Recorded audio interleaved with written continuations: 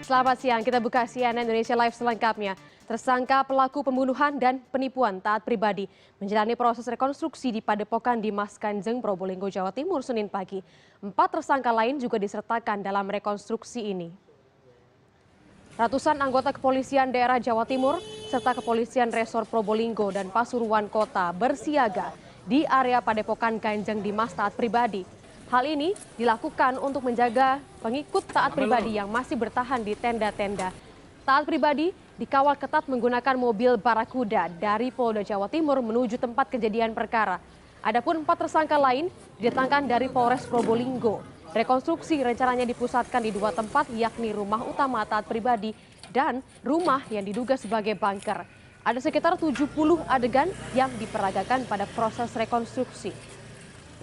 Tugasnya kita nyiapkan 4 SS, SSK-nya ada sekitar 5, satunya cadangan ya, 500 personil lah segitu. Untuk mengamankan jalannya Ya, 2 Brimob, 3 SSK Sabara. Untuk antisipasi apa itu? Untuk antisipasi dalam rangka kegiatan pengamanan rekonstruksi, terutama di luar daripada Padepokan sendiri, kemudian dalam Padepokan masyarakat yang membludak. Setelah berangkat dari kepolisian daerah Jawa Timur pukul 5 pagi, tersangka taat pribadi sampai di Padepokan Dimas Kanjeng pukul 7.45 waktu Indonesia Barat.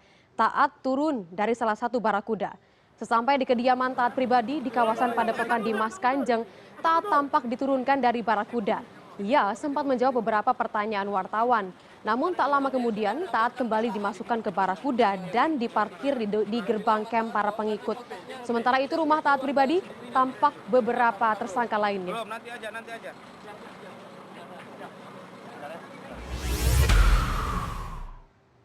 Koresponden CNN Indonesia Wida Subianto di Probolinggo, Jawa Timur. Wida, apakah proses rekonstruksinya masih berlangsung sampai saat ini?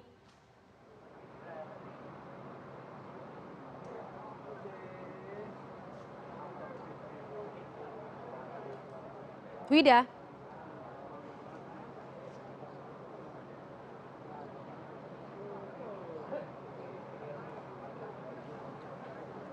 Wida, silakan laporan Anda. Langsung Daniar hingga saat ini sesudah tadi taat pribadi seperti yang disebutkan sebelumnya sempat kembalikan ke Barakuda begitu, sementara di sebelah bagian rumah taat pribadi ini ada beberapa tersangka yang digiring untuk masuk ke sana untuk melakukan proses rekonstruksi. Terlihat ada 2 tersangka tidak mengenakan baju tahanan, kemudian 3 tersangka menggunakan baju tahanan, kemudian 15 menit kemudian sekitar pukul 8:45 ini hadir juga 1 tersangka yang dikawal oleh polisi militer. Mereka masuk terlebih dahulu di kawasan sebelah kiri saya, tepatnya di bagian depan rumah taat pribadi seperti itu. Dan kemudian sekitar pukul 9.45 ini proses rekonstruksi bergeser ke areal belakang, tepatnya di sekitar gerbang Padepokan Dimas Kanjeng yang khusus untuk bagi para pengikut, di mana di situ terdapat camp-camp. Gambarannya di gerbang tersebut ada 1 tenda begitu yang di situ biasanya sebagai lokasi para garda atau bagian keamanan. Di situ ada sekitar 3 tersangka yang melakukan proses rekonstruksi. Begitu ada proses yang saya dengarkan begitu, ada kesaksian dari tersangka W yang menyampaikan ada instruksi khusus dari tersangka taat pribadi untuk melakukan eksekusi pembunuhan terhadap korban Abdul Ghani. Proses rekonstruksi di sana ada sekitar 5 adegan, kemudian berlanjut ke bagian aula pria di kawasan Padepokan Dimas Kanjeng. Di situ ada juga beberapa adegan yang diadegankan begitu oleh beberapa tersangka. Namun begitu pada saat itu taat pribadi masih berada di dalam Barakuda.